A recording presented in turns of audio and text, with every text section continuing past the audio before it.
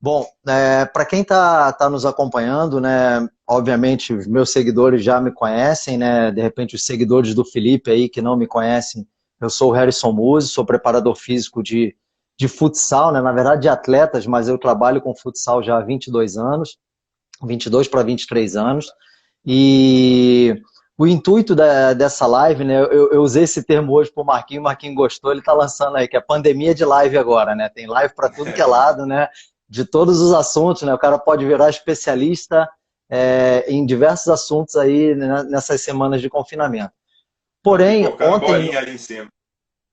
legal, legal, isso é ótimo.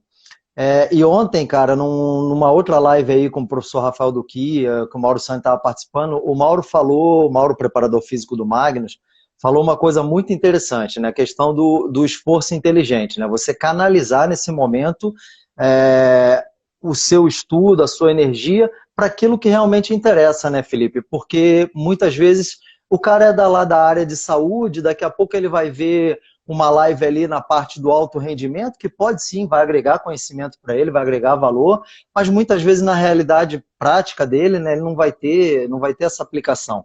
Então, a ideia, o conselho que a gente dá para todos aí, inclusive para nós mesmos, né, é tentar direcionar um pouco, né, como eu falei, nada demais se o cara de repente se interessa em cozinhar nesse momento, aprender a cozinhar, assistir algumas lives, não é problema nenhum, mas pensando em mercado de trabalho, né, que é um momento aí, uma oportunidade de se qualificar, a gente vai tentar direcionar as lives para um fim, para um objetivo e tentar não fazer mais do mesmo, né? Ainda que seja difícil, porque tem muita gente falando nesse momento e muita gente boa, né? Falando muitas vezes sobre o mesmo assunto. Quando eu tive essa ideia, Felipe, que eu conversei contigo e você é o meu primeiro convidado, é, justamente eu pensei bastante nessa turma que está esses egressos aí do mundo acadêmico que ainda não se firmaram no mercado de trabalho ou aqueles que ainda são acadêmicos, estão estudando e que tem muitas dúvidas, né, nesse processo de transição, né? Então eu pensei em direcionar bastante para esse público, porque assim como eu, acredito que você também receba muitas perguntas, né, sobre esse tema, né? Então, a nossa primeira live de hoje é voltada para esse tema, né? E também, eu durante a semana, depois durante a live eu vou falando aqui, eu vou abordar a preparação física sobre outros pontos de vista. Por exemplo, o ponto de vista de um treinador, onde o Marquinhos Xavier é o meu convidado da terça-feira. Amanhã nós temos aí um fenômeno, Léo Higuita, acabou de ser eleito novamente o melhor goleiro do mundo de futsal, 4 vezes o melhor goleiro do mundo. Aí o ponto de vista de um atleta de alto nível, o que ele vê da preparação física. Então, eu vou tentar abordar sobre vários ângulos, sobre vários aspectos, né? Não só entre colegas, né? Para que essa galera aí, que principalmente que está começando, mas também aqueles que já estão no mercado de trabalho, possam ter essa visão aí. Então, primeiramente, é um prazer ter você aqui. Muito obrigado por aceitar aí, participar dessa live. Não, muito legal. A iniciativa é muito boa. Uhum. Você sabe que eu tenho recebido ao longo do tempo muitos estudantes de educação física e da ciência do esporte, hoje chamado de bacharel em esporte, me mandando mensagem no WhatsApp ou no Instagram, justamente perguntando como é que foi a caminhada até chegar no alto rendimento do esporte, as dificuldades e tudo que passou ao longo da faculdade e também logo depois que se formou. Porque essa é uma dúvida, na verdade, de qualquer estudante de qualquer área. Mas dentro da área esportiva, da educação física, sempre houve uma dúvida muito grande na cabeça das pessoas, inclusive da minha, como é que eu chegaria a entrar no meio do esporte que até então era tão fechado, né? A gente pensa muito nas Isso. indicações, a dificuldade de entrar, mas é legal que esse bate-papo ele é extremamente voltado para os acadêmicos e também para quem acabou de se formar, principalmente para tranquilizá-los e, de alguma maneira, tocá-los a ponto de fazer com que eles acreditem que todo o processo de preparação e a caminhada Inspirar ela é essas árdua, pessoas. é bem difícil, mas principalmente inspirar que há espaço para todo mundo, mas principalmente há espaço para os caras que são muito bons e abrem mão de muita coisa para poder chegar nesse alto nível. Isso, nós vamos falar sobre isso aí, um aspecto interessante. Bom, Felipe, então, para começar, o Rodrigo Zico está lá da Bélgica, treinador do Charleroi. Charleroi acabou de ser declarado campeão belga. Parabéns, Rodrigo. Infelizmente, a competição lá teve que ser interrompida, né? A federação não via mais brecha de calendário para retomar. A gente sabe a situação na Europa está complicada, né? Então, o Rodrigo foi seu aluno aí na CBF Academy também, tá aí participando. Felipe, para começar, eu queria que você se apresentasse, né, então, formalmente aí, e falasse um pouquinho sobre o seu currículo atual, né? O que você faz atualmente, quais as suas áreas de atuação, e depois a gente dá seguimento. Boa, eu sou de Brasília e a minha vida inteira eu tentei ser jogador de futebol, me dediquei a isso, mas chegou um momento que eu resolvi mudar os ares e investir nos estudos. Foi quando eu saí de Brasília, depois que eu terminei o ensino médio, fui fazer faculdade em Londrina. Então, eu sou graduado em Ciência do Esporte, o meu curso, na época, chamava Ciência do Esporte. Terminei a graduação, saí de Londrina, fui para São Paulo, fiz pós-graduação lá em treinamento esportivo, na Unifesp, e fui tentar minha vida lá. E trabalhei com bastante coisa ao longo daqueles anos. Quando uma reviravolta muito grande na minha vida aconteceu e eu precisei tomar outros caminhos e decidir outras coisas para ainda trilhar o foco que eu queria dentro do esporte, acabei voltando para Londrina para fazer mestrado. Fiz mestrado em Fisiologia do Exercício pela UEL. Depois, quando eu terminei o mestrado, já saí trabalhando com futsal e a partir dali eu trabalhei com o futsal de São Paulo, o futsal do Corinthians e depois migrei para o futebol de campo Atlético Paranaense. Hoje, Pô, nós vamos chegar, vamos destrinchar isso com um pouquinho de mais calma aí para a galera. Isso. Você jogou futsal Verdade. também, Felipe? Eu joguei lá no começo, quando eu era criança, que eu dividia futsal com futebol, depois, a partir dos 10 anos, só joguei futebol. E daí vem minha segunda pergunta. Pode falar. Não, e aí, atualmente, só para fechar, eu trabalho no Atlético Paranaense como coordenador da performance do clube e também sou palestrante e professor de pós-graduação. Além disso, trabalho com corrida, é uma coisa que depois a gente vai falar um pouco, mas trabalho com corrida há bastante tempo. Hoje eu tenho um curso chamado A Ciência da Corrida de Rua, que a gente transita aí pelo Brasil ministrando esse curso. Você está treinando a Teliana ainda, tenista? Não, verdade, bem lembrado. Não vou deixar de dar essa moral para ela, não. Pessoa sensacional. Em 2018, tive uma experiência muito boa morando aqui em Curitiba. A Teliana estava procurando um novo preparador físico para a equipe dela e a gente se conheceu por amigos em comum. E 2018 foi um ano bem legal de experiência de trabalhar com um esporte feminino que eu não tinha tido experiência. Mas não, a Teliana hoje ela trabalha com outros profissionais e a gente durou nossa parceria somente em durante o ano de 2018. Mas é interessante, né, que você conseguiu transitar no mundo dos esportes coletivos e também com modalidades individuais como a corrida de rua e com tenistas, né? Então, atletas de outras modalidades, né? Isso demonstra a nossa versatilidade enquanto profissionais, né? A gente sabe que as bases, os princípios do treinamento esportivo, da fisiologia do exercício são os mesmos, porém, quando começa a direcionar para as modalidades, para as diversas modalidades coletivas ou individuais, são vertentes bastante diferentes, né, Felipe? Bastante. Na verdade, eu botei na minha cabeça, quando eu entrei na faculdade, eu não sabia ainda para onde eu ia, mas eu queria trabalhar com atleta de alto rendimento. E eu fui vivendo experiências das mais diversas maneiras para poder entender um pouco mais, não somente do esporte coletivo, mas do esporte individual. Mas o que você falou é importante, porque muito do que eu desenvolvi como profissional com corrida de rua, como tenista, me ajuda, sem dúvida, em alguns momentos, trabalhando com esporte coletivo. Bacana. Bom, a minha segunda pergunta, Felipe, mais ou menos você já respondeu, mas assim, antes de você ingressar na universidade, né, o que te impulsionou a cursar? Eu vou falar educação física, a gente sabe que para a galera que é mais jovem aí, a educação física ela passou por muitas mudanças na sua grade curricular, né? Então, como você falou, uma hora é faculdade de esporte, de ciência do esporte, licenciatura, bacharelado, então isso confunde às vezes um pouco as pessoas, né? Então, de uma forma geral, eu vou abordar como graduação em educação física, mas o que te impulsionou aí antes de começar a faculdade? Você tinha dúvida, Felipe, antes de começar a educação física para outros cursos, outras áreas? Na verdade, por viver do esporte muito tempo, na infância e adolescência, era uma coisa que eu fazia basicamente a maior parte do tempo. Eu fiz outras modalidades, né? Pratiquei outros esportes além do futebol e futsal. Mas eu tinha na cabeça de que era alguma coisa primeira opção. Mas é claro que eu já cheguei a pensar lá na época em fazer economia, ciências políticas, umas coisas bem diferentes, mas que na verdade a vontade, a paixão era pelo esporte, de trabalhar com atleta. É claro que isso tem a ver também com o fato de não ter conseguido virar atleta, aquela coisa de querer viver do esporte também. Mas ao longo do Legal. tempo, ao longo do tempo você vai se encontrando e realmente chegando ao ponto de que não, realmente aquilo lá tem a ver com aquele sonho do esporte, mas depois quando você começa a se envolver, principalmente trabalhando efetivamente, você sente que aquilo lá é realmente o que você queria fazer, trabalhar com atleta, trabalhar com rendimento, melhorar a cada dia e tudo mais. Trabalhar com pessoas é uma coisa que eu gosto bastante. Fazia gol de tudo que é jeito. Pô, Tobias, tive prazer de trabalhar com ele como treinador na seleção brasileira. Pô, Keké, cara, tem, pô, uma galera boa aí. E como é que foi esse teu ingresso no Atlético, Felipe? Bom, cara, eu sempre tive vontade de trabalhar com futebol de campo. E apesar de ter entrado no futsal como o primeiro esporte coletivo, com essa experiência de trabalho, e eu me envolvi bastante com futsal e foi uma coisa que eu peguei um gosto que eu já gostava por jogar, mas por trabalhar. E com as pessoas que eu trabalhei do lado ali também me fizeram me apaixonar mais ainda pelo futsal do alto rendimento. Mas com o passar do tempo ainda tinha essa coisinha lá de querer trabalhar com futebol de campo.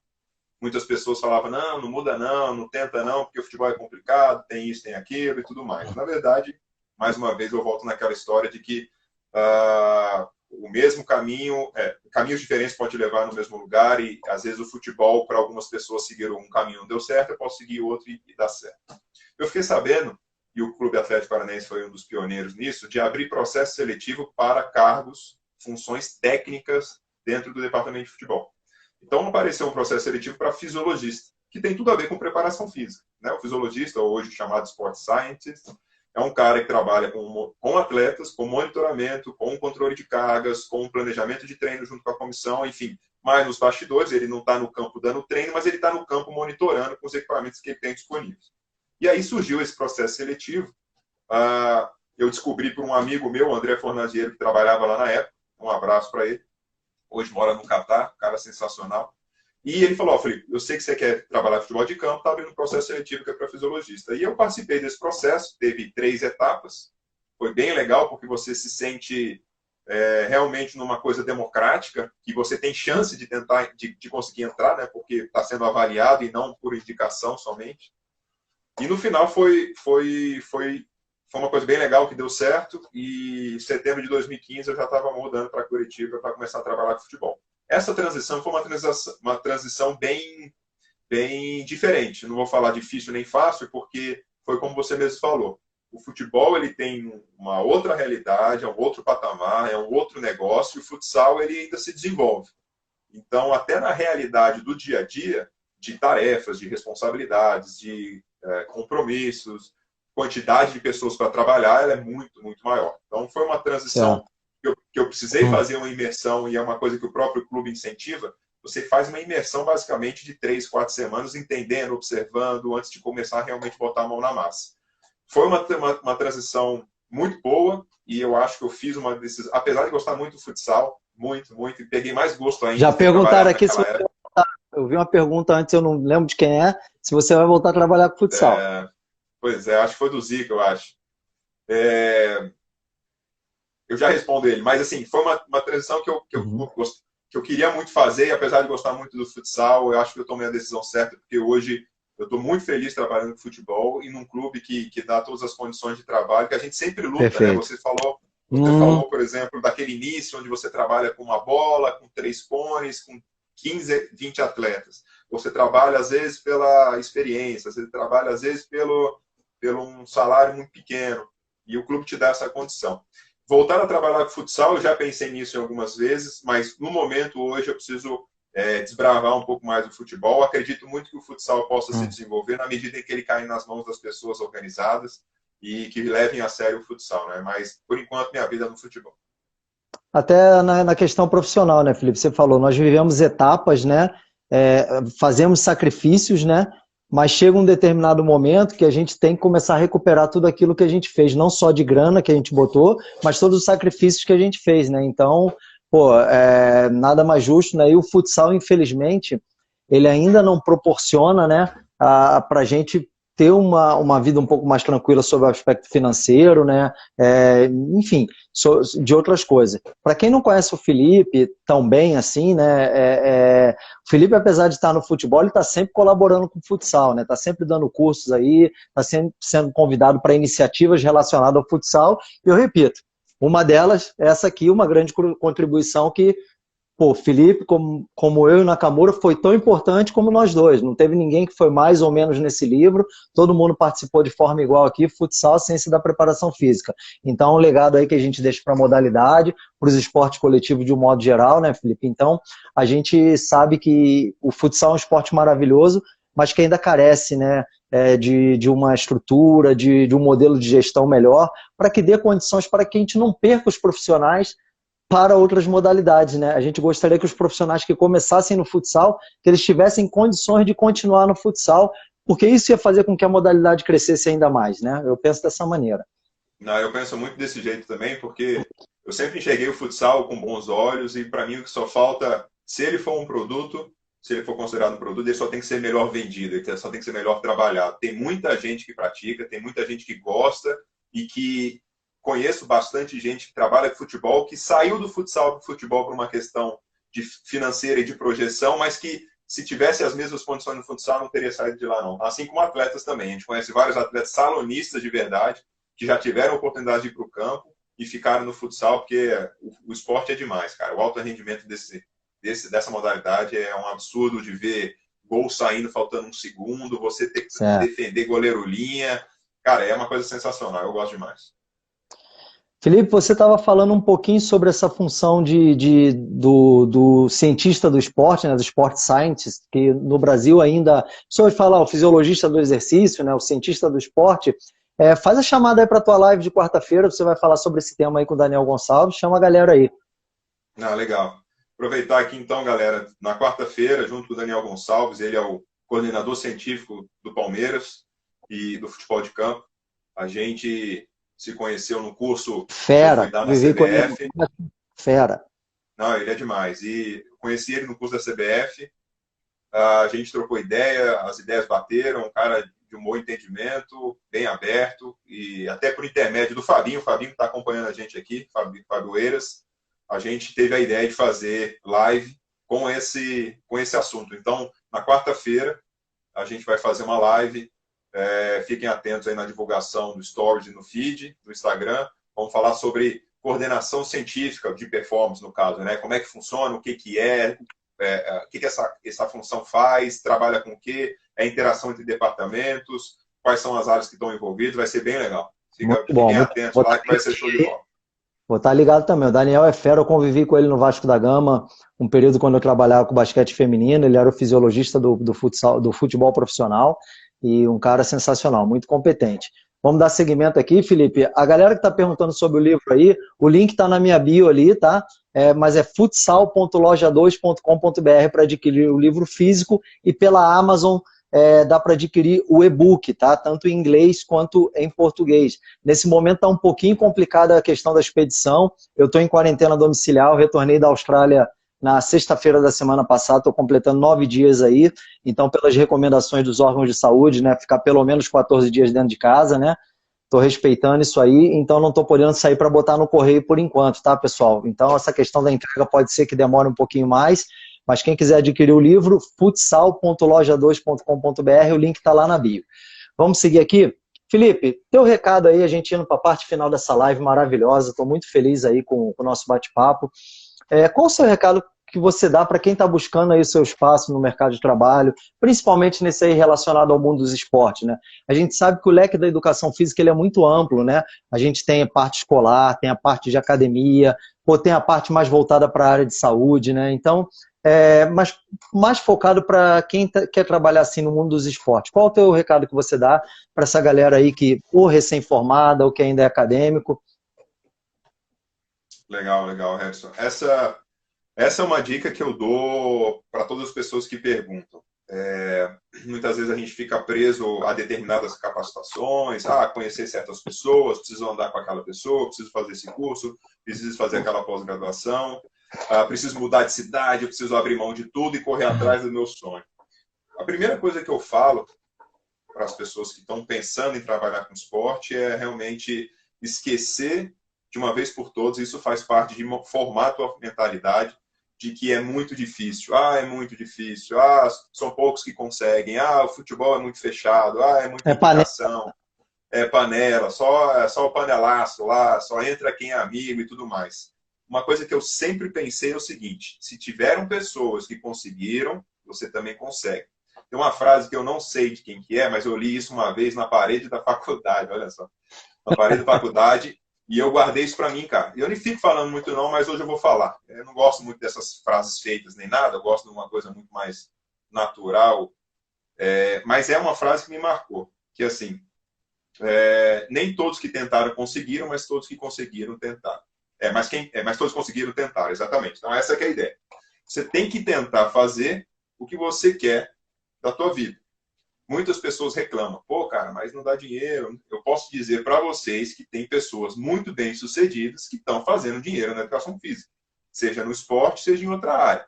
Mas são Personal pessoas... trainer, várias áreas. Exatamente, exatamente. Então, tem pessoas extremamente capazes, mas elas também são as melhores ou a melhor no que ela faz. Então, ela vai ganhar dinheiro sim, se esse é o teu objetivo de vida. Pô, eu quero ganhar dinheiro, quero viajar, não quero ficar juntando dinheiro o ano inteiro para poder fazer uma viagem legal no final do ano. Se isso para você é importante, o lado financeiro, não se prenda a educação física não dá dinheiro. Seja o melhor no que você faça, sem atropelar ninguém, que você vai colher os frutos, se for o financeiro, vai chegar lá na tua conta e você vai ser o cara bem sucedido.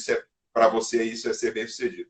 Mas o que eu falo é o seguinte: tira da sua cabeça e cria uma mentalidade mais forte de que se algumas pessoas conseguiram, você também consegue. A partir daí, você tem que ir buscar a melhora das coisas que você ainda não tem. Então, a gente já falou muito aqui dessa questão comportamental, dessa relação interpessoal, do controle emocional. Vou dar um exemplo claro de dia a dia. As pessoas que não têm muito controle emocional são aquelas pessoas que estão numa reunião pré-treino e o argumento dela é A. Só que as 8, 9 pessoas que estão dentro da sala da comissão técnica falam que é B. E você não consegue convencer de que é A, que você está certo. Termina a reunião, é decidido que é B e você sai puto da vida. Porra, os caras me escutam, porra, ninguém me valoriza.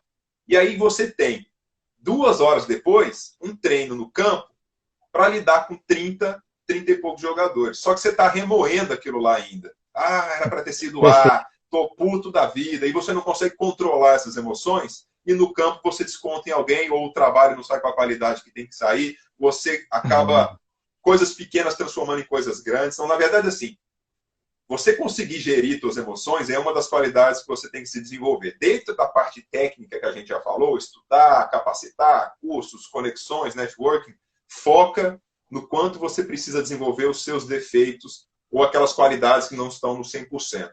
Desde a relação com pessoas, o teu controle emocional, a tua organização, a capacidade de se comunicar. Muitas pessoas acham que, mas eu vou fazer curso de oratória, de comunicação, de apresentação, mas eu não sou palestrante. Falo, filho, acorda um pouquinho e pensa um pouco fora da caixa. A ideia é que você melhore a sua comunicação para saber até qual linguagem, intensidade da fala você vai falar com aquele jogador, vai falar com a comissão técnica, vai falar com a mídia. Ou você vai falar numa reunião. A sua maneira de explanar as coisas ela tem que ser muito clara, a linguagem ela tem que ser fácil. Eu falo muito para os meus colegas lá de trabalho, fisiologistas, se você quer ser levado a sério dentro da fisiologia, que já é considerado, e é uma bobeira, um preconceito muito grande, aqueles teóricos que só falam de números, tenha a capacidade de transformar o complexo no simples, transforme o número em informação que o treinador quer ouvir, que o atleta vai entender, né, que o preparador físico que você trabalha constantemente vai entender. Então, a comunicação ela vai para esse lado, não é a comunicação de falar formalmente, pausas e tom e não sei o que lá, não é somente isso, né? Então, a ideia é que você desenvolva como pessoa, e é claro que de maneira conjunta, isso você não vai parar nunca, que você não vai nunca parar de estudar, manter a aquisição de conhecimento e de conteúdo técnico, né? Mas foca muito nessa questão de inter-relação pessoal, mas antes de você chegar a saber lidar com o próximo, saber lidar com o atleta que ganha mais dinheiro que você, que veio de um lugar mais pobre, mexer com um treinador que é centralizador ou não, mexer com um cara que entende mais de um assunto que você, é a tua capacidade, antes de saber lidar com eles, é a tua capacidade do autoconhecimento. Você precisa saber lidar em entender que você entende menos do que o outro, você tem que botar o pezinho no chão, ser humilde, você tem que ter a capacidade de saber mais do que o outro, mas passar a informação de uma maneira sem que seja prepotente. Você tem que conseguir desenvolver as tuas capacidades para poder saber lidar com o dia a dia e os problemas. Hoje, gente, dentro do mercado de trabalho, solucionador de problemas, o cara que se adapta às várias funções, o especialista está perdendo espaço. Nós precisamos de um cara mais generalista, tem uns livros bem legais sobre isso. Generalista que entenda das áreas que ele vai atuar, desse geral, vamos dizer assim. Mas, principalmente, essa relação interpessoal e o autoconhecimento, gerir as suas emoções, para mim é o caminho. É uma das coisas que eu tenho focado. Se tem uma dica legal para dizer agora, é justamente essa. Muito bom, Felipe, muito bom. Não é só ser proativo, né? Que às vezes o cara tem boas ideias, mas isso dentro de um contexto, né? E saber dividir isso com teus colegas de trabalho, saber se isso vai ser aceito ou não. Muitas vezes uma boa ideia sua, ela é sensacional, mas ela não vai ser aceita, né? Então, essas questões que tu colocaste são muito importantes, porque, como você falou, não é só a área técnica, né, Felipe? A área técnica eu acho que tem muito, vamos dizer, entre aspas, é um pouco mais fácil da gente até estudar, né? Porque tem muita coisa aí no mercado, né? Tem grandes profissionais, colegas nossos aí, muitas vezes dando aulas até gratuitas aí, aulas online, lives e tudo mais, não só nesse momento aí da pandemia, mas esse outro lado, né, de complementar a nossa formação enquanto ser humano, nossa capacidade de se comunicar, nossa capacidade de gestão, a gente entender o processo onde a gente está, né? Como você falou, pô, você está lá dentro do Atlético, pô, você passa 2, 3 semanas lá dentro só entendendo o que é aquilo ali, né? Aquilo tudo é um universo que, pô, você lá dentro é um ponto dentro daquele universo ali. Tem tantas outras pessoas ali que são importantes também, umas mais, outras menos, isso não é a coisa mais relevante, mas compreender essa questão aí. Acho muito bacana essa tua colocação. Felipe, nós vamos caminhar aí para a parte de perguntas agora abertas aí, tá? Eu vou ler algumas perguntas aqui que não são diretamente relacionadas a esse tema, de algumas pessoas aí que escreveram previamente, e vou tentar ver se tem alguma pergunta aqui também no pessoal que está participando ao vivo, beleza? Bom, a primeira aí é do Thiago Bissoni, tá? O Bissoni foi meu atleta lá na Copa Grill, no Paraná e também na Itália, campeão mundial aí com a seleção brasileira universitária, né? O Bissoni pergunta... Manda um abraço para ele, ele jogando no Suzano. Eu não sei se ele está assistindo agora aí direto, mas ele mandou a pergunta. Não me lembro direito. Isso. O Bissoni, ele pergunta, qual o foco principal da pré-temporada e como manter o ganho, né, dessa pré-temporada no decorrer do tempo? Essa é uma pergunta que é difícil de responder nessa questão de manter ao longo da temporada, né? Eu ia falar para ele, eu não sei, só rapidinho, eu não sei se ele leu o livro e quis fazer uma pegadinha com a gente, ou então se alguém mandou para ele pergunta de vestibular, pergunta para aqueles caras lá para ver se eles são bons mesmo, né? Pois é, ó, eu mesmo trabalhando na parte da preparação, da fisiologia, eu tenho um entendimento principalmente de que com o esporte coletivo nós temos objetivos muito claros de desenvolver o jogar coletivamente. Isso tudo envolve a parte técnico-tática. Você dentro da pré-temporada, você precisa colocar conteúdos para os seus atletas e para a sua equipe de uma maneira que elas joguem dentro da sua ideia de jogo, como treinador, como comissão técnica, como clube, famoso modelo de jogo.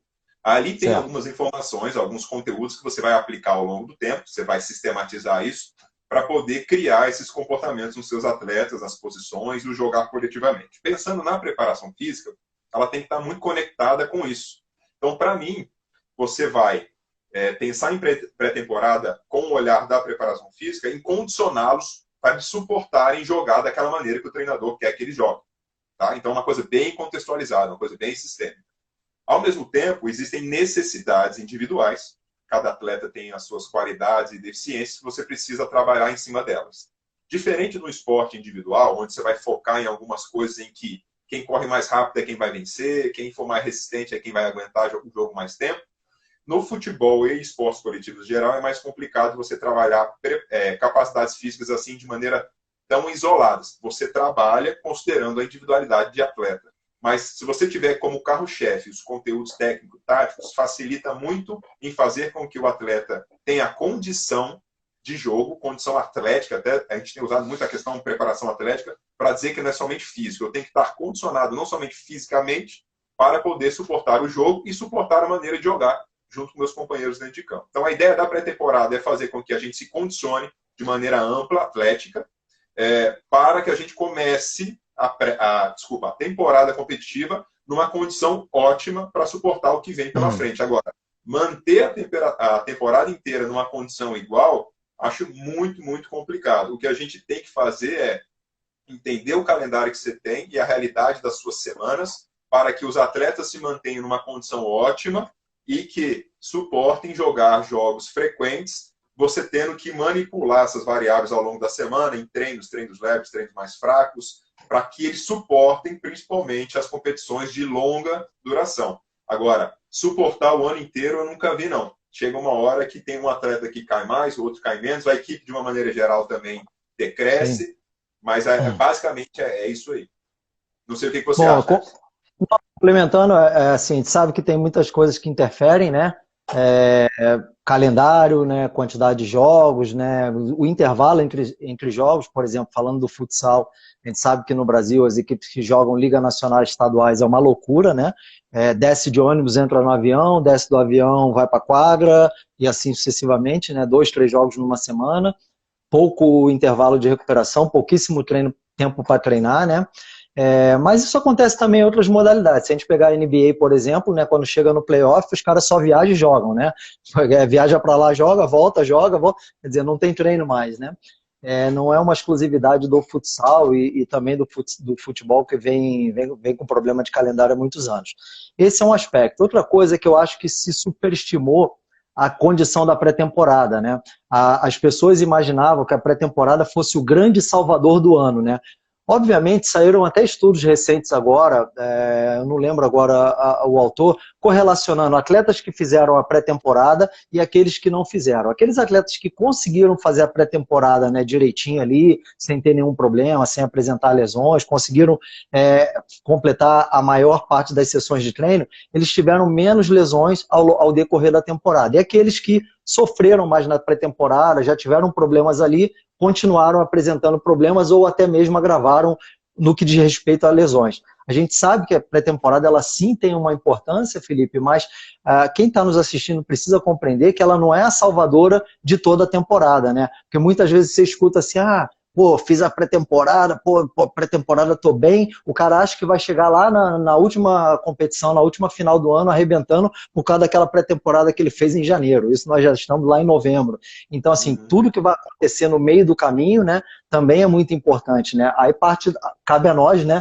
Felizmente a pergunta é de um atleta, não cabe tanto a ele essa questão da manipulação de carga dos controles, mas cabe sim ao atleta tudo aquilo que ele vai fazer também ao longo do ano, né? Porque a gente sabe que existe um comportamento do atleta na pré-temporada e muitas vezes esse comportamento não se repete ao longo da temporada, ou seja, durante a pré-temporada o atleta se cuida muito, né? Porque ele sabe que é o início, que a carga física vai ser mais alta e tudo mais, ele se alimenta melhor, dorme mais, descansa mais e às vezes ao longo do ano ele começa a relaxar, né, nesses comportamentos. Então isso também vai influenciar no rendimento dele. Não é só aquilo que nós estamos propondo, mas também aquilo que o atleta pode fazer para colaborar, né? Uma coisa que tem que ficar bem clara é que o cara que não faz, ou a equipe que não faz uma pré-temporada com tempo hábil ou com os conteúdos, não tem situação da condição de trabalhos de resistência, capacidade aeróbica, enfim, o quanto ela interfere em atividades de velocidade, de potências anaeróbias, né? Existe uma concorrência, você quer desenvolver uma coisa, mas uma atrapalha, entre aspas. E aí você pensa no CrossFit com toda a sua dificuldade, né? Com toda a sua complexidade, conexão e combinação de exercícios, eu acho muito difícil você conseguir deixar o seu atleta em nível de prontidão 100% para treinar terça-feira no campo, e aí, de repente, ele vai fazer um CrossFit terça à tarde ou à noite, sendo que esse efeito desse acúmulo de carga para quarta-feira já vai ser provavelmente negativo. Pensa que a sobrecarga, e eu não estou falando de sobrecarga de lesão, estou falando de sobrecarga de trabalho, tá? Uma carga de treino do CrossFit, ela soma ao que você fez no campo. Se você quer um atleta extremamente pronto, descansado para fazer um bom treino, que às vezes quarta-feira, usando esse exemplo da terça, quarta-feira foi escolhido pelo planejamento da comissão técnica como o dia mais forte no campo lá. Vão ser treinos de transição, pouco tempo de intervalo, o cara vai ser colocado num nível de concentração e de atenção muito alto. Imagina ele chegar quarta-feira para treinar, tendo feito CrossFit também na segunda e na terça à noite, na box que ele treina, precisando de um nível físico alto e de concentração cognitivo-mental para suportar a carga de quarta-feira. Então, parece muito inviável, porque por mais que haja a tentativa, você tem que conseguir casar muito bem o planejamento das duas modalidades. Mas a gente já sabe, e o Fábio Nakamura escreveu um artigo muito legal que eu li há um tempo atrás, dizendo que as periodizações, né, essa capacidade de planejar o seu treinamento para uma modalidade ela já é um pouco complicada, porque qualquer coisa que você faça parece que surte efeito. Imagina duas modalidades com periodizações e características diferentes. Eu, particularmente, acho muito complicado. Se for um atleta de alto rendimento, para mim, ele tem que focar no esporte dele ali, porque ele precisa estar 100% no nível de prontidão para treinar bem, em alto nível, todo dia. Queria fazer duas observações. Essa pergunta ela vinha recorrente de muitos anos em relação ao treinamento de força, né, Felipe? Acredito que muitas aulas te perguntavam sobre isso. Professor, como é que você faz para periodizar o treinamento de força, né, dentro do contexto dos esportes coletivos? Então, isso que você está falando, são treinamentos concorrentes, onde é muito complicado você imaginar aquele modelo clássico lá de periodização, né, todas aquelas curvas, aquelas ondulações, onde a gente tem que adaptar toda semana, né? A gente depende, uma semana você está treinando com 20 caras, outra semana tem 25, na outra semana tem 2 treinos mais fortes, ou tem 2 jogos, ou, enfim, tem uma série de nuances que é muito complicada. Ainda sobre o CrossFit, eu vou falar um pouquinho sobre o LPO, levantamento de peso olímpico. Nós temos que compreender que no Brasil, o LPO ele é um esporte que ele não é muito difundido.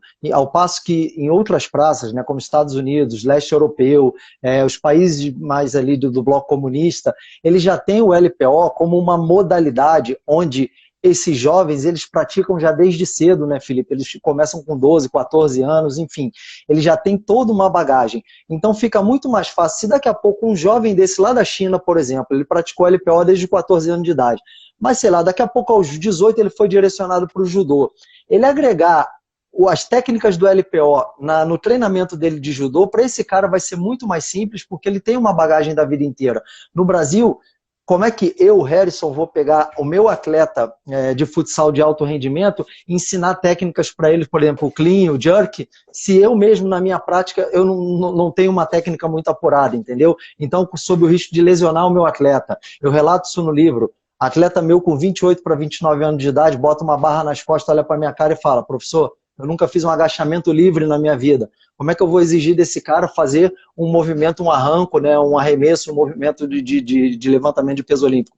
Então, assim, não é que eu sou contra, eu acho um esporte fantástico, eu acho que pode dar base para várias outras modalidades. Eu sei de, por exemplo, o César Cielo andou em alguns ciclos dele de treinamento inserindo o LPO, pessoal do MMA tem colocado, só que eu acho que tem que ter uma bagagem prévia para isso. A gente não pode, principalmente no alto rendimento, chegar com a surpresinha, né? Olha, hoje mudou tudo, agora vai ser assim. Porque isso pode e vai influenciar diretamente no resultado. E na performance do atleta.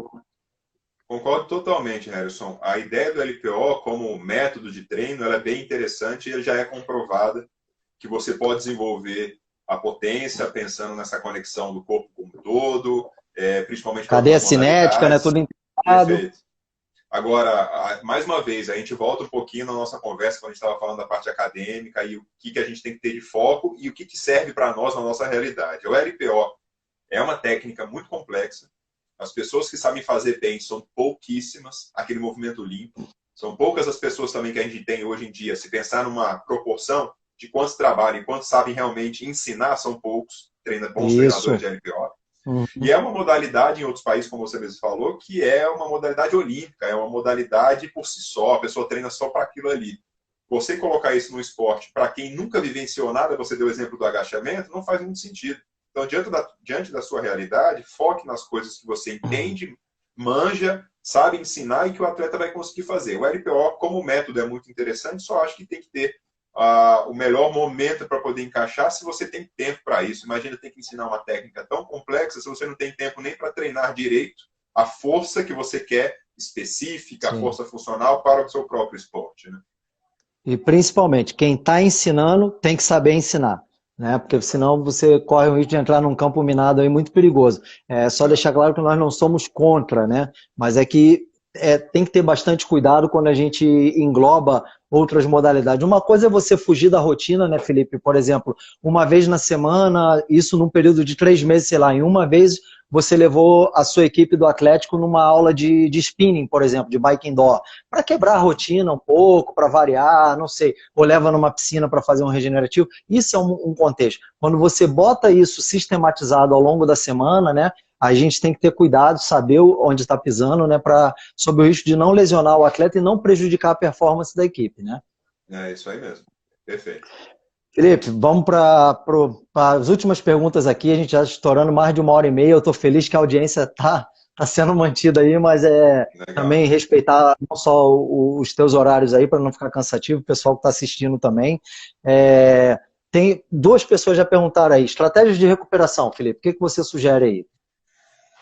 Cara, baseado no que a gente percebe de aderência do jogador e também do que a ciência nos traz Quando hoje você de vai falar, eu informação, vou passando algumas perguntinhas aqui, pode falar. maravilha. A gente, vou falar um pouquinho da experiência do futsal e também do Atlético, mas a gente tem dado opções para os atletas escolherem. Isso, claro, depende muito da estrutura que cada clube tem, cada profissional tem, mas a gente dá opções para eles escolherem. Se você pensar na equipe profissional, eles têm 5 opções de estratégia de recuperação, desde bota de compressão, a crioterapia, a massagem, ou a automassagem, tem eletroestimulação, enfim. Tem várias opções que eles escolhem, porque muito dessas estratégias de recuperação, você vai encontrar muita coisa sendo discutida na ciência. Tem muita coisa que já saiu mais efeitos positivos do que negativos, e tem coisas que ainda estão meio a meio. E aí é difícil você poder dizer, não, usa isso que é bom. Para a gente não entrar em coisas muito aprofundadas da ciência, a ideia é a seguinte: muito do que os atletas procuram de estratégia de recuperação são coisas que eles se sentem muito bem. É claro que se você sabe que aquilo faz mal, mas ele quer fazer, você precisa convencê-lo de que tem um efeito negativo lá. Mas o tal do efeito placebo é uma coisa extremamente interessante. Se você pegar a Sim. crioterapia, que é uma coisa utilizada de maneira milenar, ela tem muita discussão dentro da ciência, se serve ou não serve, que ela atrapalha em certas coisas, que ela melhora naquilo lá, ela pode atrapalhar adaptações, enfim, tem um monte de coisa acontecendo ali. Vale a pena a galera dar uma pesquisada para quem não está por dentro. Mas se você pegar a crioterapia como exemplo prático do dia a dia, tem atleta que gosta de fazer todo pós-jogo. Ele não consegue sair do jogo sem fazer a crioterapia para que no outro dia ou daqui a 2 dias ele esteja pronto para começar um novo ciclo de treinamento. Tem caras que não conseguem ficar nem 2 minutos dentro de uma banheira de gelo, dependendo da temperatura. Então, Sim. você não vai obrigar o cara a fazer uma coisa, sendo que você dá outras opções. Então, tem a bota de compressão, que ainda também é uma coisa que está sendo discutida dos seus efeitos positivos ou não, mas é uma coisa que faz a Massagem. sensação perfeito. Faz o cara se sentir bem e é aquela coisa assim, se o cara acredita que ele está se sentindo bem e não tem um efeito negativo comprovado pela ciência, deixa o cara à vontade, você dá várias opções para ele e deixa ele seguir aquela rotina, aquele ritual dele, porque isso faz bem, principalmente pelo lado mental. O que você não quer, por exemplo, é que o cara vá para um jogo ou vá para um treino com a sensação de que ele não está pronto e mentalmente isso é fundamental para um atleta. Então você dá as opções para ele com a fundamentação científica, mas dando esse exemplo do Atlético, temos algumas opções, deixa o cara bastante à vontade para fazer aquela ou aquela outra estratégia dentro daquele dia. É claro que tem uma coisa muito interessante que a gente tem feito no CAP, que é focar em estratégias de recuperação específicas pós-treino intensos ou para aqueles atletas que ao longo do tempo vem falando no nosso controle de bem-estar, de percepção subjetiva de recuperação, que ele está extremamente abaixo do padrão dele ou está muito desgastado. Naquele dia específico, ele pode receber uma estratégia de recuperação, um atendimento da físio, por exemplo, especial, exclusivo, que ele não tem feito ao longo dos dias, porque aquela condição, aquele dia exige dele. E aí a questão que a gente costuma falar é o fino da bola pensando em recuperação, quando você faz o cara fazer uma estratégia de recuperação porque houve a necessidade, não porque é costume. Beleza, Felipe. Tem outra pergunta aqui falando sobre o scout técnico.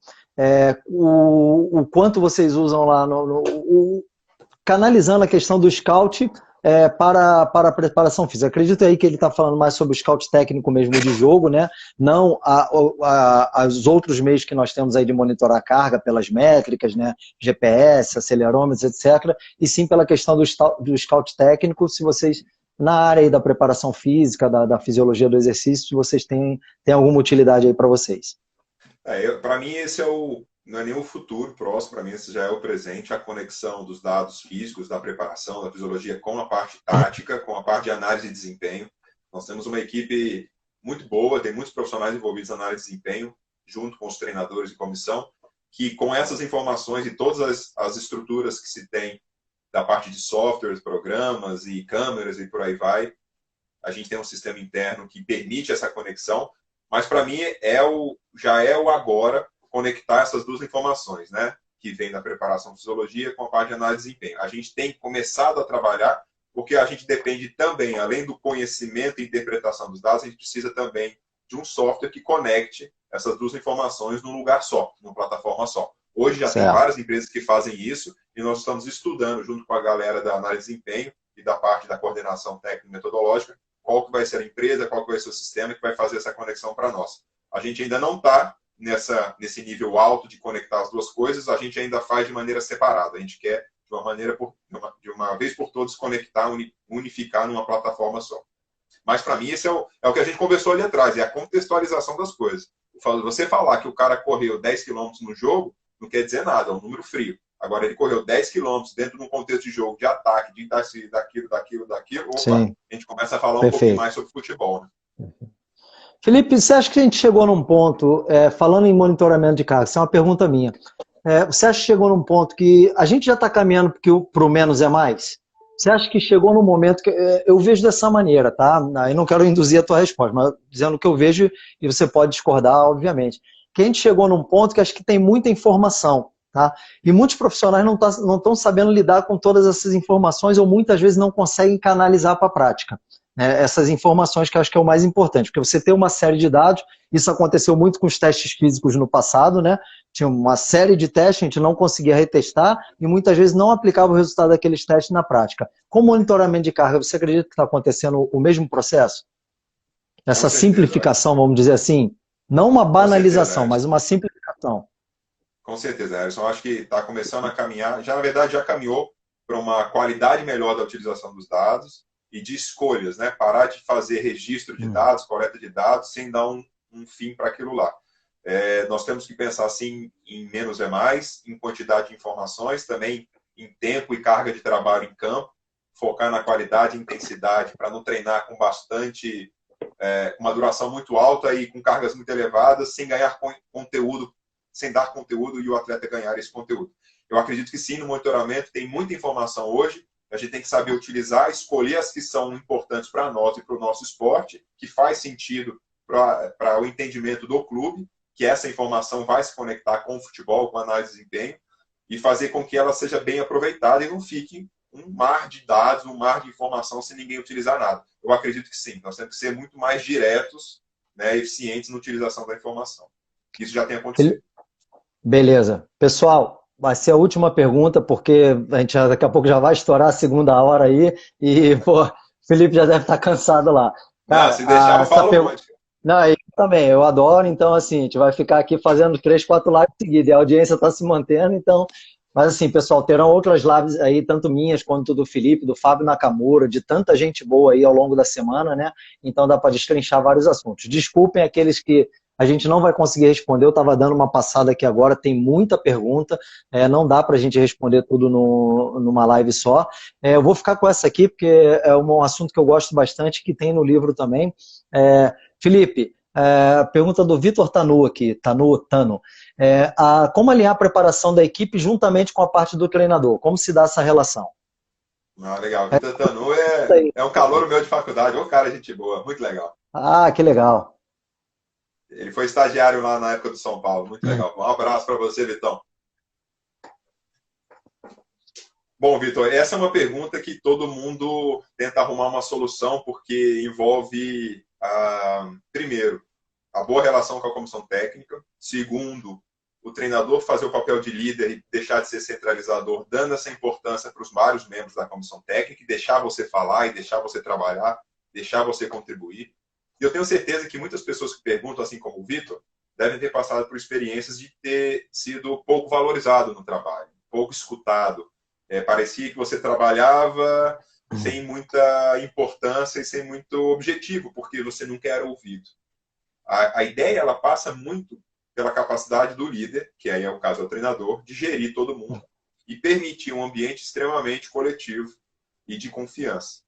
Porque isso só vai acontecer se os membros da comissão técnica tiverem muito claro isso, de que há uma importância única de cada membro, mas que há uma necessidade de compartilhamento. Uma coisa que é bem interessante, para você conseguir ganhar essa confiança, ou que o treinador entenda da sua importância, a sua capacidade de comunicação no sentido de relacionamento, ela tem que ser muito boa. Uma das coisas que eu sugiro bastante, a gente já falou muito sobre isso também, Harrison, acho que tem até uma passagem no livro que você mesmo escreveu. Para você conseguir criar essa relação com o treinador e ele entender a importância da preparação física, e você ser ouvido, e o seu trabalho ser respeitado, e ele não ficar te dando só 10, 12 minutos de aquecimento, mas sim 15, 20, ou o tempo que for necessário para aquele dia, porque há a necessidade da importância da preparação, daquele trabalho em si, que vai ter conexão com a parte principal dele, da maneira que vocês planejaram anteriormente, é você criar o vínculo com esses profissionais, principalmente com o líder, que é o que a gente fala de você conhecer esse profissional até mesmo fora do clube. Até Fora do ambiente de trabalho. Então, muitas vezes, isso é uma coisa da experiência que você já deve ter tido, que eu tive muitas vezes, algumas situações como, por exemplo, o almoço que vocês marcaram de domingo, naquele dia de folga, porque não teve treino, juntaram as famílias, juntaram os filhos, juntaram as esposas, vocês começam a conversar sobre outras coisas, de repente você acha coisas em comum com o seu treinador, com o auxiliar, com o preparador de goleiro, e vocês começam a criar uma conexão e sai da parceria de trabalho para, de repente, uma amizade. Ou achar coisas em comum faz com que fique muito mais leve o ambiente, a ponto de que vocês criam uma confiança fora do clube e quando vocês voltam para dentro do trabalho, o olhar ele é diferente, a pessoa já te vê com outros olhos, você já demonstrou que você tem conhecimento e entendimento da vida mesmo, que for, que agrade bem essa pessoa. Isso pode servir de abrir janelas, portas para uma maior conexão. E é claro, na medida em que você vai mostrando o seu trabalho, ele começa a entender, opa, esse cara entende. Pô, esse cara aqui sempre fala coisas importantes. Pô, esse cara sempre tem uma coisa legal para aplicar. Você vai ganhar. É uma questão de tempo, mas principalmente criar vínculo. Perfeito, Felipe, isso aí. Concordo totalmente. Bom, nós abordamos bastante. Esse é um capítulo aí no livro que nós dedicamos, né, dessa importância de relação treinador, preparador físico com os demais membros da comissão técnica, né? Não se restringe só ao técnico, né? Não é só casar técnico-tático com parte física, né?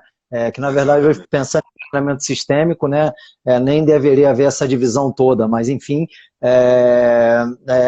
envolve muito mais. Queria agradecer todo o pessoal que participou, que segurou firme na live aí até agora. Felipe, agradecer a tua participação. Enriqueceu demais o meu conhecimento. Tenho certeza que para todos os participantes aí, peço desculpas novamente de não ter respondido a todas as perguntas, né, Felipe, porque realmente é complicado, né, ficar passando ali, às vezes a gente até perde, e senão a gente acaba desviando muito o foco também da live, né. Djaelson aí, foi meu atleta também, Bruno Alves, preparador, a galera seguindo aí. Só vou deixar uns recadinhos aqui de umas lives aí para a galera seguir, minhas, tuas, do Nakamura. Então vamos lá, pessoal, ó. Amanhã, às 11 da manhã, eu vou estar com o Léo Higuita, eleito 4 vezes o melhor goleiro de futsal do mundo. A visão de um atleta sobre a preparação física, sobre a importância da preparação física na visão de um atleta de alto rendimento. Então, o Léo Higuita, fera, às 15h05, tá? Às 3h05 à tarde, Fábio Eiras, Felipe Rabelo e Túlio Flores, aí, só fera. Túlio foi meu colega de pós, Fábio Eiras também. Return to play, transição da lesão ao jogo, né? Então, Felipe, amanhã essa live de vocês aí às 3h05 da tarde também muito boa, com Fábio Eiras e Túlio Flores. Às 8h30 da noite, eu vou botar tudo isso no Stories, tá, pessoal? Fábio Nakamura, aplicação do HIIT no futebol. Também um tema aí muito interessante, tá? Pô, Daniel Graça, esse eu tenho que dar um alô especial, cara. Daniel Graça da Liga Paulista. Irmão, todas as iniciativas aí em prol do futsal, tudo que a gente propõe pro Daniel. Pô, Daniel, ó, brigadão, cara. Livro, qualquer divulgação aí, tá sempre nos apoiando. Pô, muito obrigado mesmo. Na terça-feira, às 18 horas, eu tô convidando o Marquinhos Xavier, tá? Numa outra live, falando também sempre sobre a preparação física, do ponto de vista do treinador, e vou abordar muito, Felipe, essa relação treinador-preparador físico aí, que foi a última pergunta.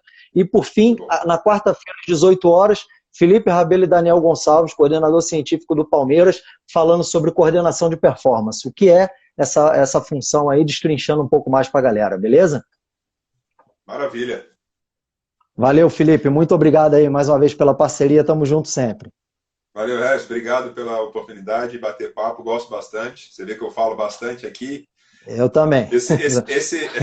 Esse tema é uma coisa que me agrada pra caramba. E espero que tenha ajudado o pessoal. E era focado principalmente na galera que sempre nos perguntou, desde a parte acadêmica até o momento que estava para se formar e naquelas dúvidas da vida. Mas sigam firmes aí, porque a caminhada é longa, mas tem espaço para todo mundo. Espero que vocês tenham gostado. Estou torcendo para encontrar vocês aí no meio do esporte. Beleza? Pessoal, pediram a sugestão de livro? Futsal, a ciência da preparação física. Não é um livro somente de futsal, Felipe. A gente, muitas vezes o pessoal está querendo vender o livro. Lógico que eu quero vender o livro, mas é um livro que tem abrangência para todas as modalidades coletivas, principalmente as de características intermitentes, né? Futebol, basquete, handebol, hóquei, enfim. Tá aí, dá para a gente aplicar em diversas áreas aí, beleza? Um abraço a todos. Valeu, galera. Um abraço. Até mais.